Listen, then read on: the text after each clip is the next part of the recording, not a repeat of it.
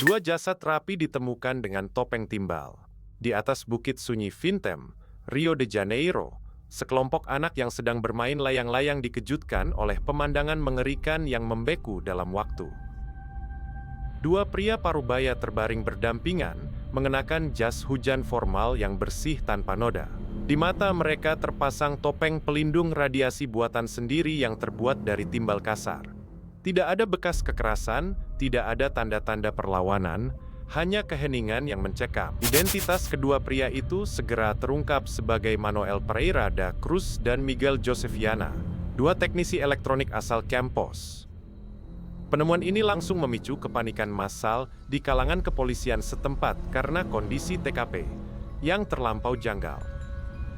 Di samping jasad mereka, polisi menemukan botol air kosong, sapu tangan basah, dan sebuah buku catatan kecil bergaris. Isi buku catatan tersebut menyimpan instruksi mengerikan yang ditulis dalam kode-kode yang sangat dingin. Instruksi di dalam buku catatan itu ditulis dengan tulisan tangan yang terburu-buru namun sangat terencana. Kalimatnya berbunyi 16. 30 berada di tempat yang ditentukan. 18. 30 telan kapsul.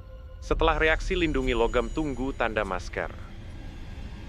Pesan ini seolah menunjukkan bahwa kematian mereka bukanlah kecelakaan, melainkan bagian dari sebuah eksperimen spiritual atau ritual ilmiah rahasia yang melompati batas nalar manusia. Mari kita tarik mundur garis waktu ke tanggal 17 Agustus 1966, hari di mana kedua pria itu meninggalkan kota asal mereka dengan membawa uang tunai dalam jumlah besar. Mereka memberitahu istri mereka bahwa mereka pergi untuk membeli peralatan elektronik dan sebuah mobil bekas untuk pekerjaan mereka. Namun, perjalanan sejauh ratusan kilometer ini mengarah ke sebuah titik yang sama sekali tidak ada hubungannya dengan bisnis elektronik mereka. Saksi mata di Niterói melaporkan melihat Manuel dan Miguel turun dari bus sore itu dengan gelagat yang sangat aneh dan tampak gugup. Mereka singgah di sebuah toko pakaian lokal untuk membeli jas hujan pelindung air yang identik dengan yang mereka kenakan saat tewas. Kejanggalan berikutnya muncul saat mereka mampir ke sebuah bar untuk membeli sebotol air mineral, di mana sang pelayan mencatat bahwa salah satu dari mereka terus-menerus memeriksa jam tangannya seolah-olah dikejar oleh waktu yang sangat ketat. Pukul 15.40, kedua pria itu terlihat menaiki lereng curam Bukit Vintem menggunakan mobil Jeep sewaan sebelum akhirnya melanjutkan perjalanan dengan berjalan kaki di bawah guyuran gerimis. Sejak momen itu, tidak ada satupun jiwa yang melihat mereka dalam keadaan hidup kembali. Pertanyaan terbesar yang menghantui para detektif adalah kemana perginya uang tunai jutaan cruzeiros yang mereka bawa, karena saat jasad mereka ditemukan, saku celana mereka dalam keadaan kosong melompong. Autopsi yang dilakukan pada kedua jasad justru menambah kebuntuan total bagi tim investigasi medis. Karena jasad mereka baru ditemukan 3 hari setelah kematian di bawah iklim tropis yang lembab, organ dalam mereka telah mengalami pembusukan yang sangat parah.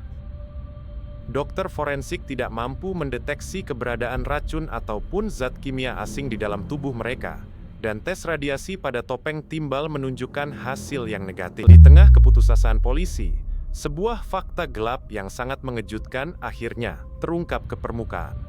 Manuel dan Miguel ternyata merupakan anggota sekte spiritualis eksperimental rahasia yang terobsesi untuk melakukan kontak dengan makhluk luar angkasa menggunakan kekuatan psikis dan narkotika.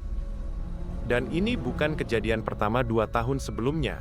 Seorang teknisi lain bernama Hermes de Souza ditemukan tewas dengan topeng timbal yang serupa di bukit yang berbeda. Polisi kemudian menangkap seorang pria bernama Elcio Gomes, rekan spiritual kedua korban yang dicurigai sebagai dalang di balik ritual mematikan ini. Gomes mengakui bahwa mereka sering melakukan eksperimen psikotropika untuk membuka gerbang dimensi astral dan berkomunikasi dengan entitas asing. Namun, Gomes bersikeras bahwa ia tidak berada di bukit saat Manuel dan Miguel menelan kapsul misterius yang dijanjikan akan membawa mereka ke dimensi lain. Teori konspirasi pun merebak luas di seantero Brazil, mulai dari yang ilmiah hingga supranatural. Teori paling rasional menyebutkan bahwa Manuel dan Miguel adalah korban penipuan bermodus ritual gaib di mana mereka diracuni dengan sianida dalam kapsul, agar sang pelaku bisa membawa kabur uang miliaran kruzeiros milik mereka.